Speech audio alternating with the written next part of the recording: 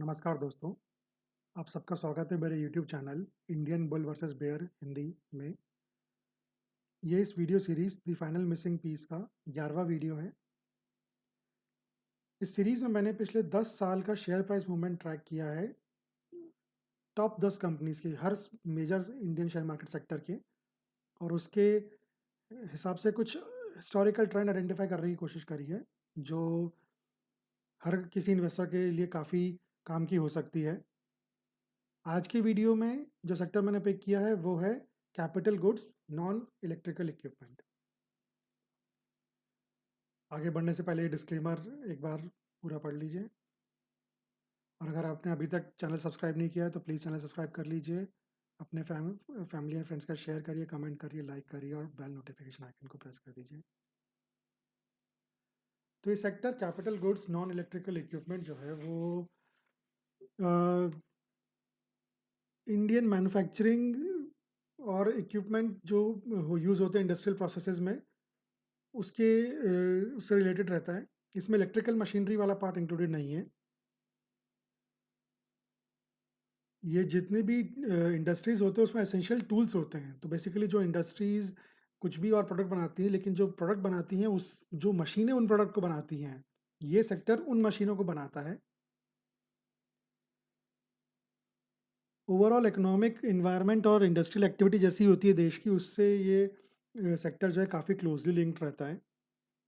इस सेक्टर में long term काफ़ी ग्रोथ पोटेंशियल है। सरकार भी इस सेक्टर को सपोर्ट करती है। टेक्नोलॉजी का इनोवेशन इस सेक्टर के लिए फ़ायदेमंद भी और एक चुनौती भी प्रेजेंट करता है। कुछ चुनौतियां जो इस सेक्टर के सामने हैं, जैसे कि डिमांड जो है वो पिछले 4-5 साल में से तो काफ़ी अच्छी है, लेकिन धीरे धीरे ऐसा दिख रहा है कि वो डिमांड जो है थोड़ी स्लो होती जा रही है। इंडस्ट्रियल एक्टिविटीज़ में वॉलेटिलिटी है, सप्लाई चेन, तो जो भी सेक्टर जो एक्सपोर्ट पर डिपेंड करते हैं उसमें सप्लाई चेन और इनपुट कॉस्ट और सरकार की पॉलिसी, ये 3 फैक्टर्स हमेशा ही रहेंगे कि चुनौती रहेंगी उसके लिए। और जैसे कि मैंने कहा, टेक्नोलॉजिकल एडवांसमेंट जो है वो सेक्टर के लिए ग्रोथ पॉइंट भी है, लेकिन चैलेंज की तरह भी चुनौती भी है उस सेक्टर के लिए, क्योंकि जो पुरानी कंपनीज हैं उनको रिसर्च वगैरह में और पैसा लगाना पड़ता है। अपनी मशीन जो होती हैं, जो बनाती हैं और दूसरी मशीनें, उनको चेंज करना पड़ता है, तो उसमें उनका काफ़ी खर्चा होता है। और एक्सपोर्ट मार्केट की अनसर्टेनिटी और कंपटीशन तो हमेशा चाइना और बाकी डेवलपिंग कंट्री से रहता ही है इस सेक्टर में। तो ये मेजर चुनौती है इस सेक्टर के लिए। अब हिस्टोरिकल ट्रेंड जो देखने के लिए मैं 5 ग्राफ्स आपके सामने रखूँगा इसके में। पहला रहेगा ईयरली रिटर्न्स ग्राफ, जिसमें हम पिछले 10 सालों का ईयरली रिटर्न देखेंगे। दूसरा रहेगा ईयरली स्विंग ग्राफ, जिसमें हम ये देखेंगे कि पिछले 10 सालों में कितने महीने पॉजिटिव रिटर्न दिया, कितने महीनों ने नेगेटिव रिटर्न दिया, मतलब कितने महीनों में फ़ायदा हुआ, कितने महीनों में नुकसान हुआ। मंथली रिटर्न्स ग्राफ, पिछले 10 सालों में हर महीने कितनी बार फ़ायदा हुआ, हर महीने में कितना नुकसान हुआ। चौथा ग्राफ रहेगा मीन मंथली रिटर्न्स ग्राफ, इसमें मैंने हर महीने के लिए पिछले 10 साल का एवरेज ले लिया है, औसत निकाल लिया है, तो उससे जो है ट्रेंड पकड़ने में काफ़ी आसानी हो जाती है। और पांचवा है मंथली स्विंग ग्राफ, इसमें हम लोग देखेंगे कि हर महीने कितने पिछले 10 सालों में कितनी बार 10 सालों में फ़ायदा रहा है, कितनी बार नेगेटिव रिटर्न है, यानी कि नुकसान रहा है। जो टॉप 10 कंपनीज है सेक्टर की, उसमें 3 लार्ज कैप कंपनीज हैं और 7 मिड कैप कंपनीज हैं। ठीक है, आगे बढ़ने से पहले ये एजुकेशनल पर्पज़ के लिए वीडियो है केवल, इसमें कोई बाय होल्ड सेल रिकमेंडेशन कुछ नहीं है। ठीक है, अब और ये वीडियो को पूरा देखिएगा, ये वीडियो जो है काफ़ी हेल्पफुल हो सकता है। इससे आप पैटर्न पकड़ना सीख जाओगे, तो आपको आगे किसी और से के रिकमेंडेशंस के लिए वेट नहीं करना पड़ेगा या उस पर रिलाई नहीं करना पड़ेगा। आप खुद अपने डिसीजंस जो है, इन्वेस्टमेंट डिसीजन ले सकते हो इस वीडियो को पूरा देखने के बाद। ठीक है, आगे बढ़ते हैं। पहला ग्राफ है ईयरली रिटर्न्स ग्राफ। ये लाइन ग्राफ है, इसमें 2 लाइन है, एक ये ब्लू लाइन है जो ईयरली रिटर्न्स बताती है, सालाना रिटर्न परसेंटेज में, और ये दूसरी है ऑरेंज लाइन जो कि क्यूमुलेटिव एक तरह से कंपाउंडिंग रिटर्न बताती है, सालाना उसका परसेंटेज बताती है। अब 2015 से अपन शुरू करते हैं। 2015 में 7.61% का रिटर्न रहा, जो कि बहुत ही एवरेज रिटर्न था। लेकिन 2016 तो और ख़राब रहा इस सेक्टर के लिए, जिसमें कि नेगेटिव रिटर्न आ गया, नुकसान वाला साल रहा। 2.83% का नुकसान।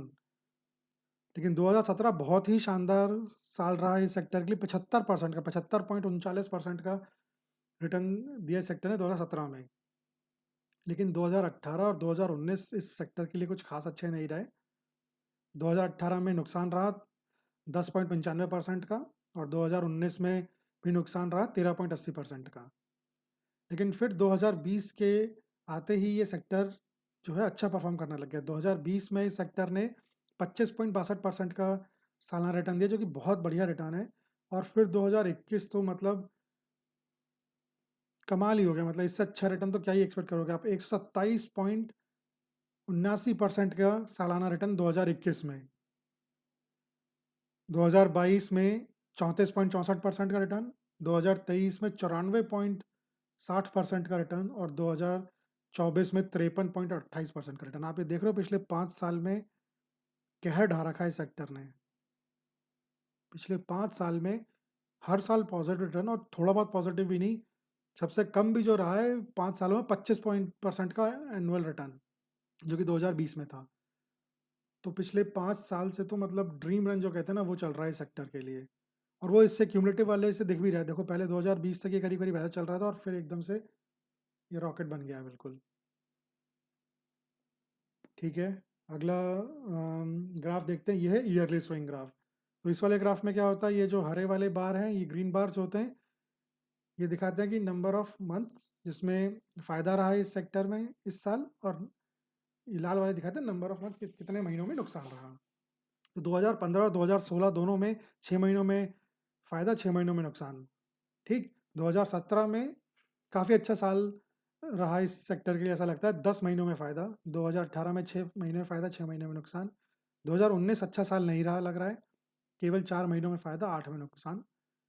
2020 बिल्कुल सिचुएशन पलट गई, 8 में फ़ायदा और 4 में नुकसान।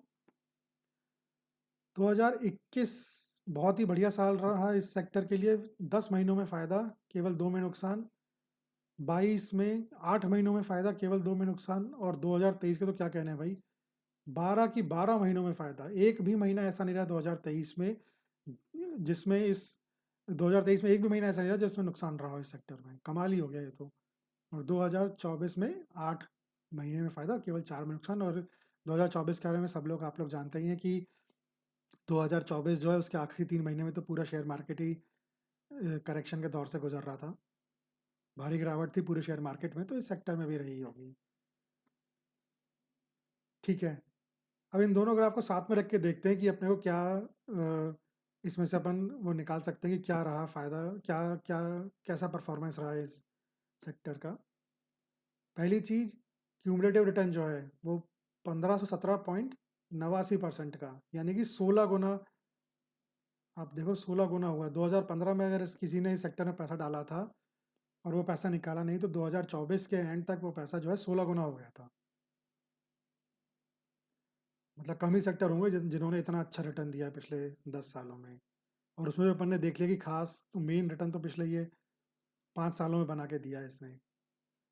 ठीक है, और क्या, सी ए जी आर 32.10% का सी ए जी आर, मतलब ज़बरदस्त सी ए जी आर। 32.10% का सी ए जी आर पिछले 10 सालों में। लेकिन इस सबके बीच में एक चीज़ ध्यान रखने वाली बात है कि 3 साल ऐसे भी रहे हैं पिछले 10 सालों में जब इस सेक्टर ने ईयरली सालाना लेवल पे नेगेटिव रिटर्न दिए हैं। महीने की बात नहीं कर रहा हूँ, सालाना। 2016 में नेगेटिव रिटर्न दिए थे, 2018 में नेगेटिव रिटर्न दिए थे, और 2019 में नेगेटिव रिटर्न दिए थे इसने।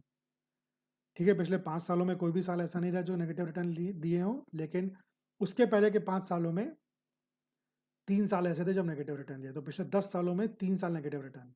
ठीक, और सबसे अच्छा ईयर 2021 रहा इसके लिए, जब इसने 127.89% का रिटर्न दिया है। और भी अच्छे, 2023 भी काफ़ी अच्छा रहा, ऑल दो 2019 2021 इतना अच्छा नहीं रहा, लेकिन 2023 भी बहुत बढ़िया रहा।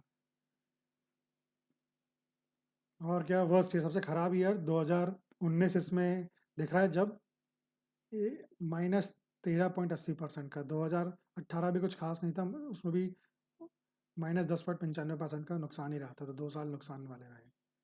ठीक है, अगला ग्राफ देखते हैं। यह है मंथली रिटर्न्स ग्राफ।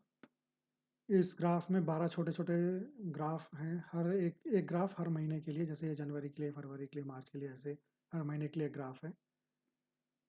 और ये जो हरे कलर के ग्रीन बार्स जो हैं, ये दिखाते हैं कि फ़ायदा रहा इस सेक्टर में इस किसी साल, और ये जो लाल वाले यानी कि रेड बार्स हैं, ये दिखाते हैं कि इस सेक्टर में उस साल नुकसान रहा, और कितना नुकसान रहा वो भी यहाँ पे दिख रहा है। ठीक है, तो जनवरी महीने की अपन देखें तो पिछले ऐतिहासिक तौर पर हिस्टोरिकली ये जो है जनवरी महीना अच्छा महीना लगता है इस सेक्टर के लिए। पिछले 10 सालों में केवल 2 साल ऐसे रहे, 2016 और 2019, जब इस सेक्टर ने नेगेटिव रिटर्न दिए हैं। अदरवाइज 8 बार फायदा रहा है इस सेक्टर में जनवरी में, और 2 बार नुकसान। फरवरी में 5 फायदे 5 नुकसान। मार्च महीना भी अच्छा रहा है, 7 फायदे और केवल 3 बार नुकसान रहा है। मार्च में 2015 में नुकसान था, 18 में और 20 में।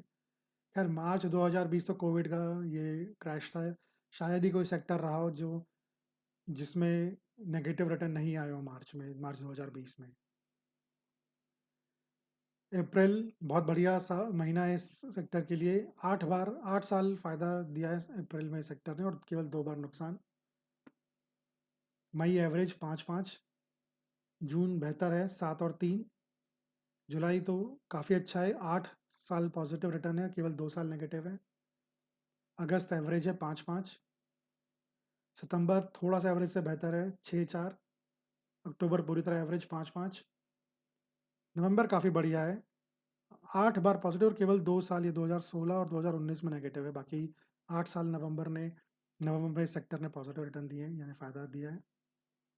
दिसंबर थोड़ा एवरेज से बेटर है 6 और 4। ठीक है, अगला ग्राफ देखते हैं, मीन मंथली रिटर्न्स ग्राफ।